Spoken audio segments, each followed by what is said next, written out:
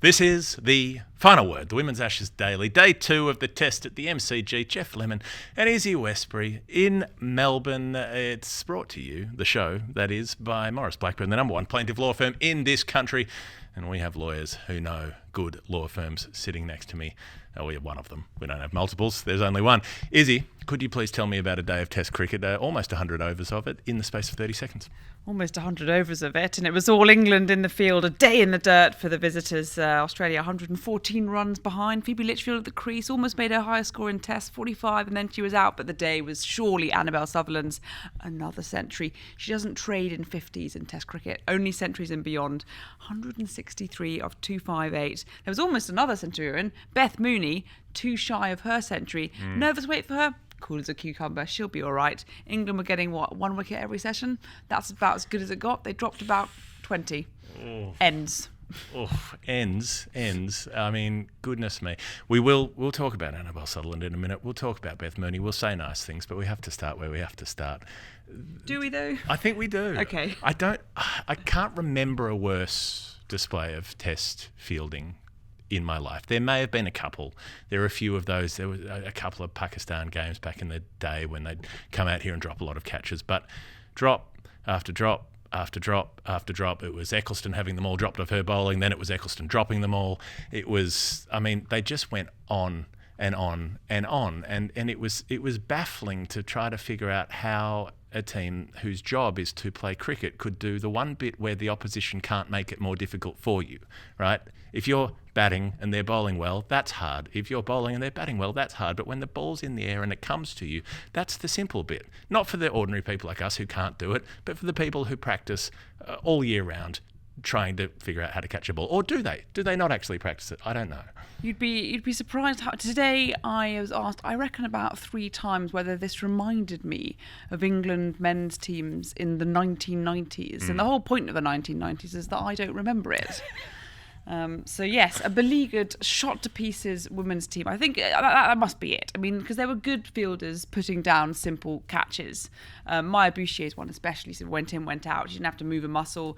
Danny Wyatt-Hodge, she's somebody that you back 99 times out of 100, falling over at a backward point. And the fact that she put one down early on in the day, kind of thought, well, if she can't do it, oh dear, where's this going to go? What happened? There were 6 true drops, probably I would say 2 more chances. You can debate whether they were drops as well.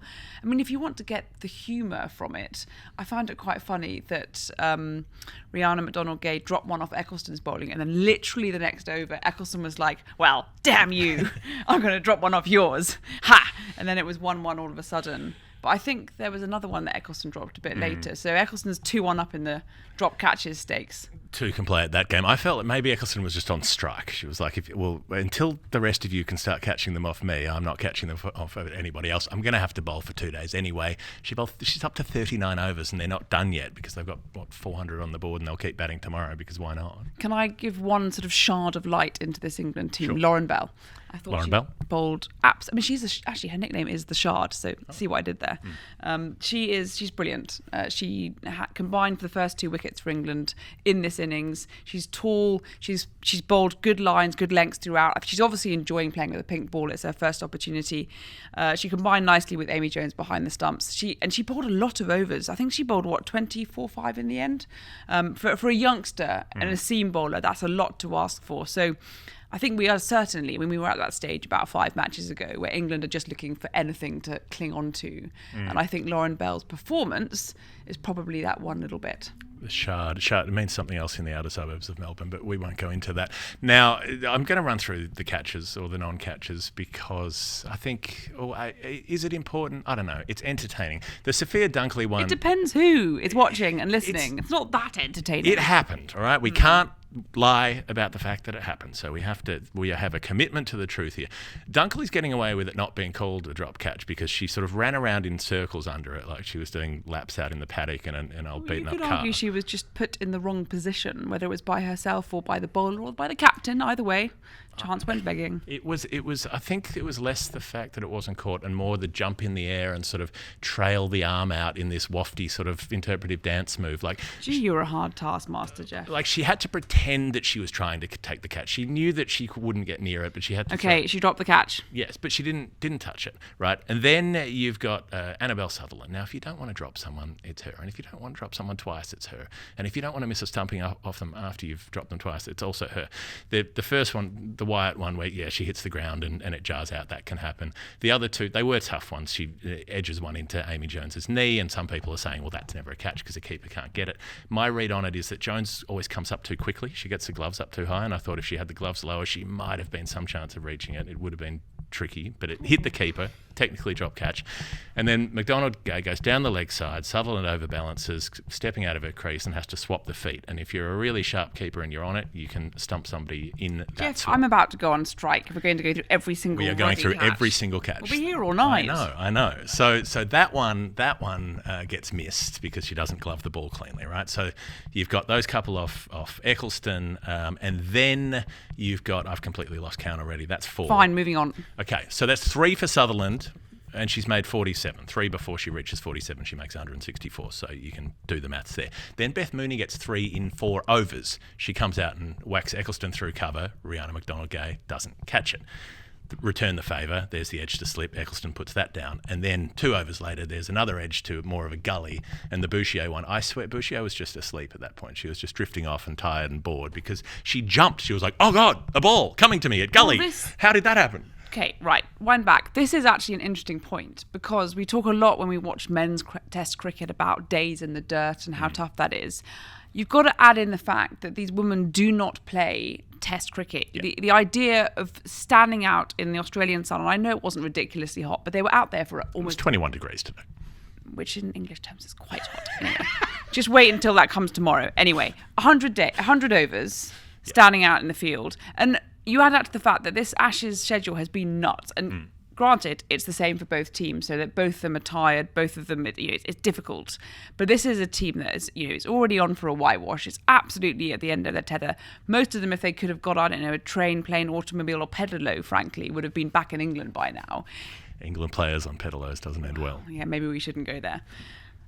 It's tough. It really is. And yes, I think somebody like Maya Bouchier, who only made her test debut a few months ago, probably was not quite switched on because they've never had to encounter this before. So it looks horrendous. And I don't want to kind of give excuses, etc. But I feel for them. I really do. I mean, that is, you want to be like an ostrich in the sand, just disappear, get away. Yeah, well, she was kind of jumping away from the ball as it came to her, and then later on, there's Eccleston puts down another one off Gardner. This time, that's McDonald-Gay again, so she had 4 chances missed off her, and that was just a straightforward slip catch. And then there was one that Lauren Filer did pretty well to get to it, return catch, had to jump across and couldn't hold it. So on the plus side.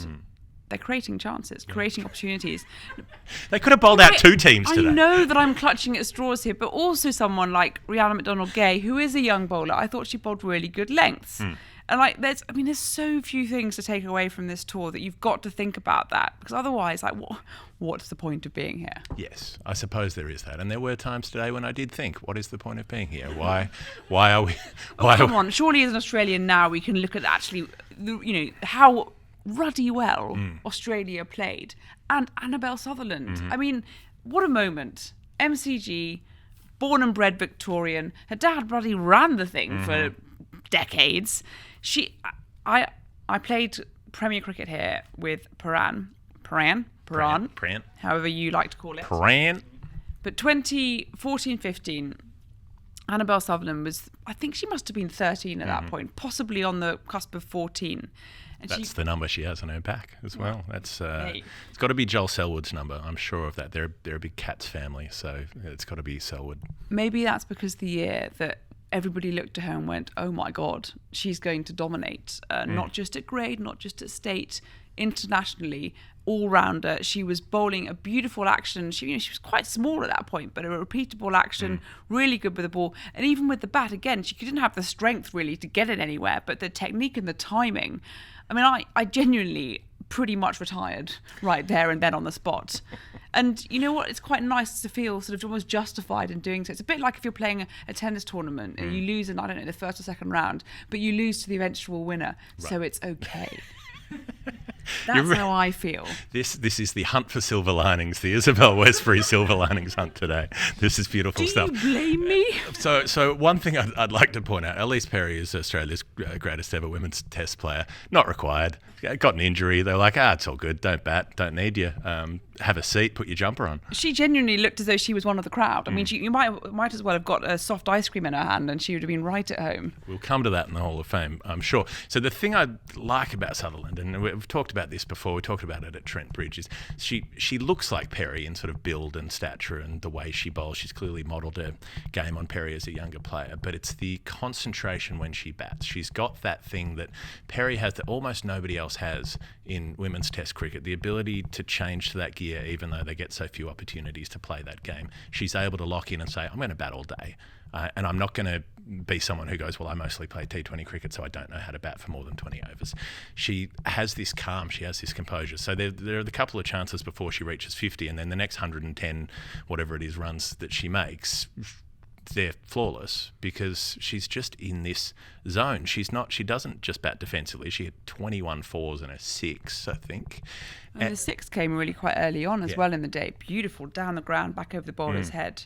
It was, it wasn't in the last flurry of runs. It was an assured shot early in her innings. But she just builds. She just sits there and builds an innings. And there was, once she was on about 120, it just looked like double 100 was locked in here. She made one in her last innings. Doesn't usually happen. Players don't make 2 in a row. No player in the women's game has ever made 2 double centuries at all, let alone back to back. And it looked like she was on to do it today. Someone was desperately looking that up at some point. I was gunning for it. I wanted my stat. I like to have a good stat, but. So it wasn't quite there, unfortunately. She plays a big shot eventually and gets bowled off the inside edge. Litchfield was out already for 45 at that point. Lauren Bell got the edge and Healy came and batted, made 34, LBW. A little bit of squeak about that as to whether it was bat, pad first, all the rest of it sort of hit both at the same time. She was a bit grumpy about being out on the review, but, should have hit the ball earlier. There's nothing we haven't seen before. I mean, think about the Border Gavaskar Trophy and all the conjecture over the sort of the use of the DRS reviews. Yeah. I mean, Jayaswal's still out there. Exactly. Exactly. So it's kind of like, well, every test match needs something like that. Yeah, still talking to the umpires out at Square Leg. Remarkable. But then, Mooney comes in, big partnership with Sutherland, and once Sutherland's out, Mooney just keeps going because that's what Mooney does in every format. And I think we've exhausted the things we can say about Beth Mooney. It's great to be 98 not out and be an absolute afterthought. She got one line in the last paragraph of my article today because I was like, it's fine, we'll write about you tomorrow. But that's it. I think she actually played it really well. You don't want to score a century when someone else has got 160 odd. You want to do it the next day when you're going to grind England to the dirt and possibly win it as well. You're the century maker on the match-winning day. What a wonderful headline. Gardner was aggressive at times and played sensibly and made 44, and then Talia McGrath came out at the end and smacked a couple through the covers as she does. She's not good at finding singles. They wanted her to find singles for Mooney to get the 100 late, but she either hits it for 4 or none. Oh, come on. She was on single figures. She's just trying to get into her innings. You can't ask too much of her. Well, that was kind of the fun bit at the end, was the crowd going, get back on strike, and it didn't quite happen. But, Mooney likes being cool, so she'll have a good sleep tonight, I'm sure, and she'll come back tomorrow. So they're, God knows how far ahead. What are they, 250 runs in front at the moment? They 252, yeah. 252.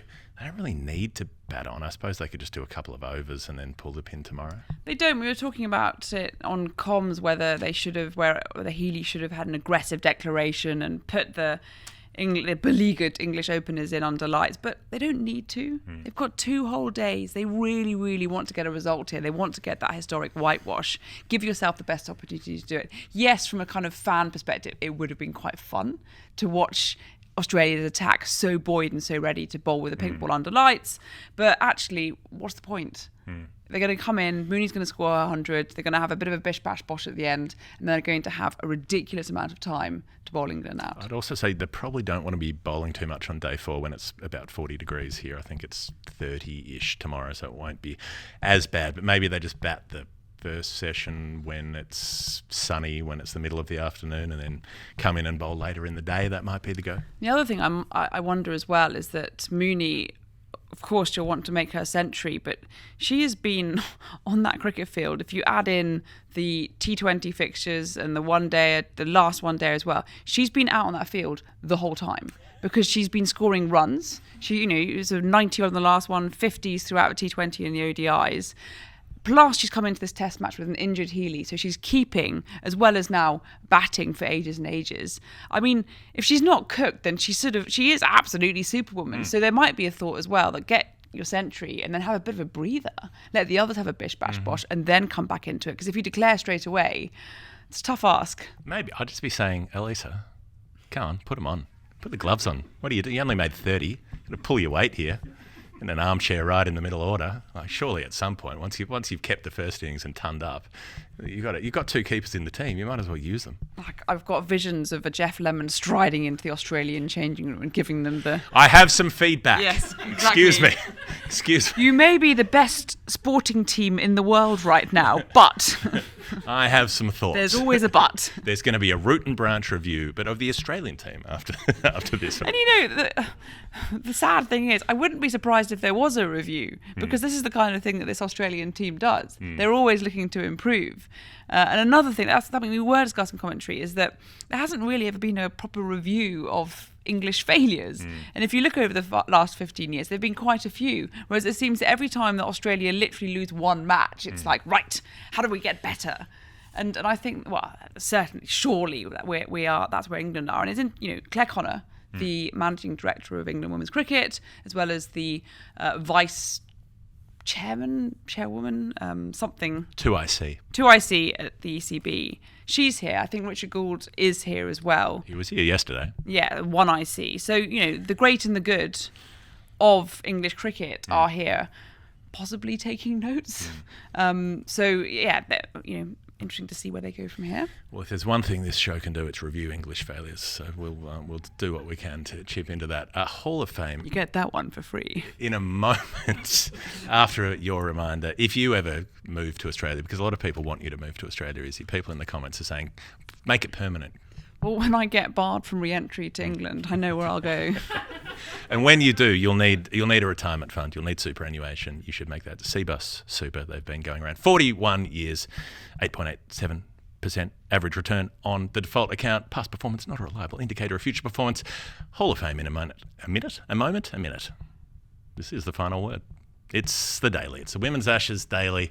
I suppose you could go through 8 dropped catches and a missed stumping as a Hall of Fame, but I think we've done that enough. Did anything catch your eye today, Isabel? Yeah, it was, instead of all the drop catches, it was when Lauren Filer actually caught one. Oh, yeah. To get Ashley Gardner out, the final Australian wicket to fall today. And genuinely, all the commentary was like, oh, and unusually, England have caught one.